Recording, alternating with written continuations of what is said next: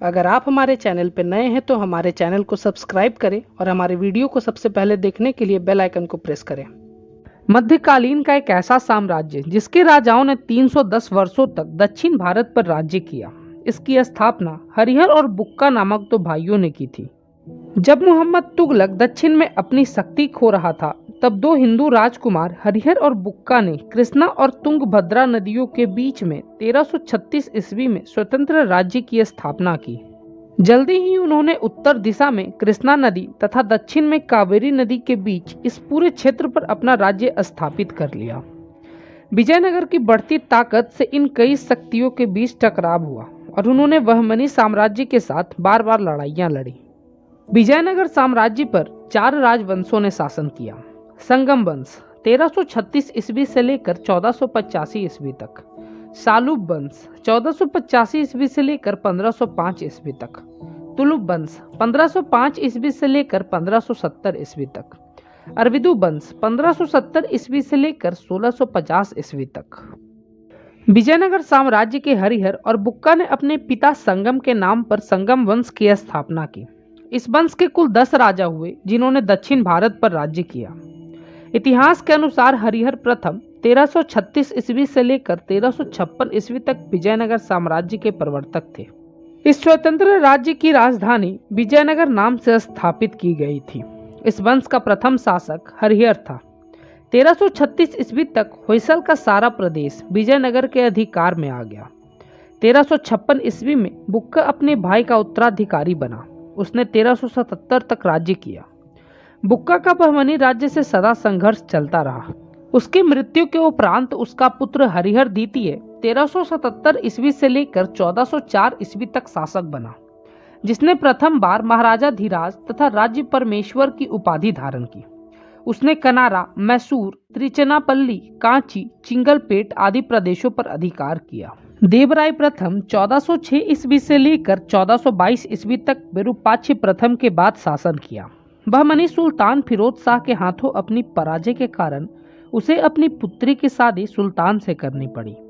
देवराय की मृत्यु 1422 ईस्वी में हो गई और उसके बाद कुछ महीने बुक्का द्वितीय ने शासन किया और फिर देवराय द्वितीय 1422 ईस्वी से लेकर 1446 ईस्वी तक सिंहासन रूढ़ हुए।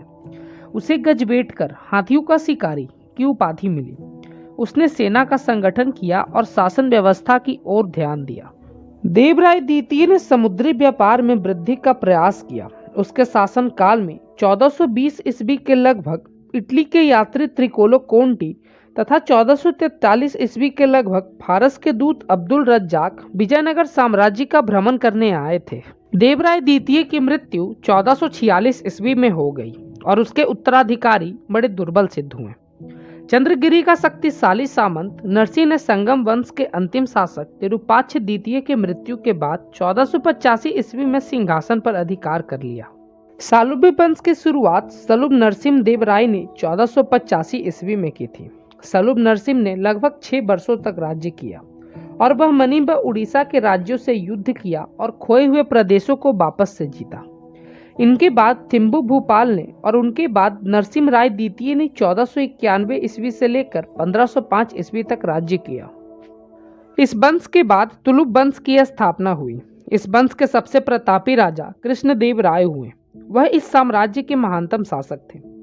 1513 ईस्वी में कृष्णदेव राय ने उड़ीसा के शासक गजपति रुद्रदेव को पराजित करके विजयनगर साम्राज्य की भूमि वापस ले ली।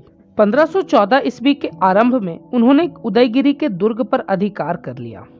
कृष्णदेव राय की अंतिम महान सफलता 1520 ईस्वी में रायपुर के निकट बीजापुर के सुल्तान इस्माइल आदिल शाह पर विजय की थी। कृष्णदेव राय महान विजेता, कुशल सेनापति, योग्य शासक और उत्कृष्ट विद्वान थे। वह विद्वान का आदर करते थे और वैष्णव धर्म के अनुयायी थे। कृष्णदेव राय ने अमुक्तमाल्यद जैसे ग्रंथों की रचना की। कृष्णदेव राय की मृत्यु के पश्चात उसका भाई अच्युत देव राय 1529 ईस्वी से लेकर 1542 ईस्वी तक सिंहासन पर बैठा। वह दुर्बल शासक था। उसके काल में केंद्रीय सत्ता निर्बल हो गई।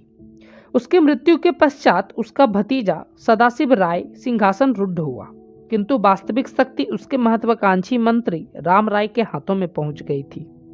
उसने दक्षिण के मुस्लिम राज्यों को एक दूसरे के विरुद्ध इस्तेमाल कर विजयनगर के प्रभाव को बढ़ाने की नीति अपनाई। जब इन मुस्लिम राज्यों को अपनी गलती का एहसास हुआ तब वे विजयनगर के विरुद्ध संयुक्त मोर्चा बना लिया। इस प्रकार अहमदनगर, बीजापुर, गोलकुंडा व बिदर की सम्मिलित सेनाओं ने विजयनगर पर आक्रमण कर दिया और 1556 ईस्वी में तालीकोट के निकट बेनीहट्टी में सदाशिव राय को भयंकर पराजय मिली।